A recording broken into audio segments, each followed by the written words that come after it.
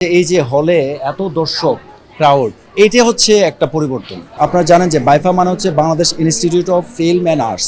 So BAIFA যে প্রতি বছর শুধু অ্যাওয়ার্ড দিচ্ছে তা না, আমরা কিন্তু চলচ্চিত্র বা এই শিল্পটা নিয়ে আমরা রিসার্চ করার চেষ্টা করছি এবং ভবিষ্যতে বাইফার মাধ্যমে আরও ভালো কিছু দর্শকরা দেখতে পাবে। এটাও কিন্তু ওইভাবে কিন্তু আমরা কিছু কাজও করছি। সো আজকের যে এই ছবিটা বা আজকে যে আমরা স্টার সিনেপ্লেক্সে সবাই এসছি এবং দর্শকরা যেহেতু এসছে, সো এটা বাইফারও একটা, আমি মনে করি একটা বড় অর্জন, যেহেতু বাইফার সাথে এই মালিক ছবিটার সম্পৃক্ততা রয়েছে। এই যে বাইফা একটা উদ্যোগ নিল যে মানে সিনেমার সঙ্গে সংযুক্ত হওয়া, ভবিষ্যতে কি এটা থাকবে? জি হ্যাঁ, অবশ্যই। বাইফা শুধু যে বাংলাদেশের চলচ্চিত্র তা না, বাইফা আন্তর্জাতিকভাবে আন্তর্জাতিক অঙ্গনে কাজ করার চিন্তা করছে।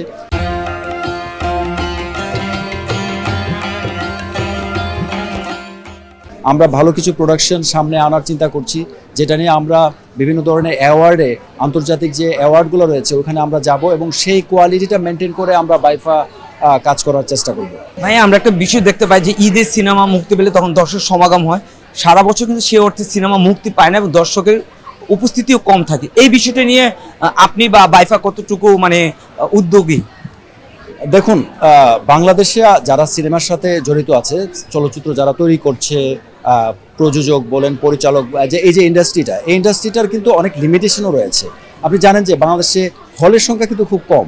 আজকে বাংলাদেশে একটা ছবি রিলিজ করলে একজন প্রডিউসার কয়টা হলে রিলিজ করতে পারে একসাথে? আপনি দেখুন, যদি আমি তুলনা করি, যদি অনেক বড় তুলনা হয়ে যায়, যে মাইকেল ছবিটা, এখানে মাইকেল জ্যাকসনের বায়োগ্রাফি। সো এই মাইকেল ছবিটা অ্যাট এ টাইম সারা পৃথিবীর অলমোস্ট প্রত্যেকটা দেশে 100-র উপর দেশে এটা রিলিজ হয়েছে। সো তাহলে কি মানে তার যে রেভিনিউটা, একটা চলচ্চিত্র প্রডিউস করলে প্রডিউসারের কিন্তু একটা প্রাপ্তি থাকে যে আমি কিছু এখান থেকে আমি কিছু মানে রিটার্ন আনবো।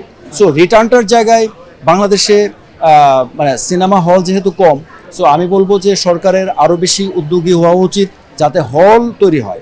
অন্তত প্রত্যেকটা জেলায় যদি মানে মিনিমাম 4টা বা 5টা হল থাকে, হ্যাঁ, বা সিনেপ্লেক্স থাকে, তাহলে কিন্তু চলচ্চিত্রের সাথে যারা জড়িত, প্রডিউসার যারা বা পরিচালক যারা, তারা কিন্তু আরো বেশি সিনেমা তৈরি করার জন্য ইন্সপায়ার্ড হবে। আজকে যেহেতু মালিক সিনেমা দেখতে এসেছেন, এক কথায় আপনার কাছে যদি জানতে চাই মালিক সিনেমার নির্মাণ, অভিনয়, গান কেমন ছিল?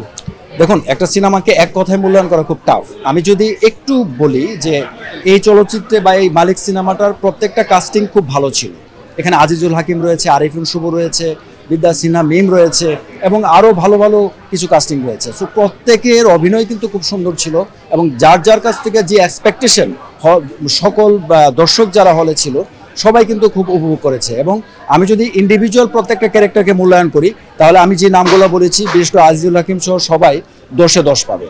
আর ওভারঅল ছবিটাকে যদি আমি রেটিং করি, তাহলে আমি বলবো ছবিটা অনেক মানসম্মত এবং পরিবার নিয়ে দেখার মতো একটি ছবি। এবং এই ছবিটা নিয়ে আমি মনে করি আন্তর্জাতিকভাবেও এই ছবিটা প্রদর্শন করার মতো যোগ্যতা রাখে।